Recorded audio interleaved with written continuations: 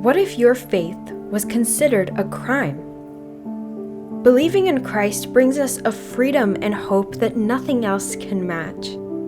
But what if that hope came with a cost? Moran is a 37-year-old musician in Iran. He was part of a house church until he was arrested in March. His instruments were confiscated and he was sentenced to 10 years in prison.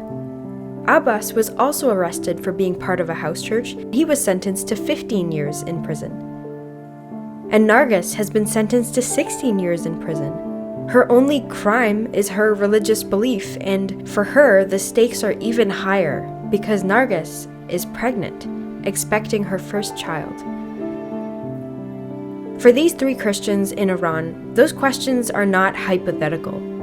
Their faith in Christ is their crime. It does come with a cost.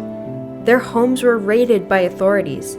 They're being held in the notoriously cruel Evin prison. Now them and their families are torn apart and facing uncertain futures. The cost is high, and they're not the only ones.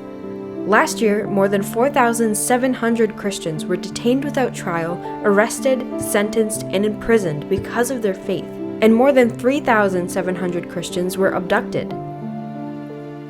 The global church is facing rising persecution, but prayer changes things.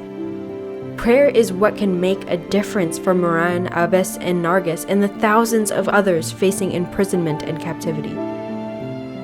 So this June, will you join Open Doors and stand united in prayer for our brothers and sisters who share our faith but not our freedom? Stand with Moran, Abbas, and Nargis.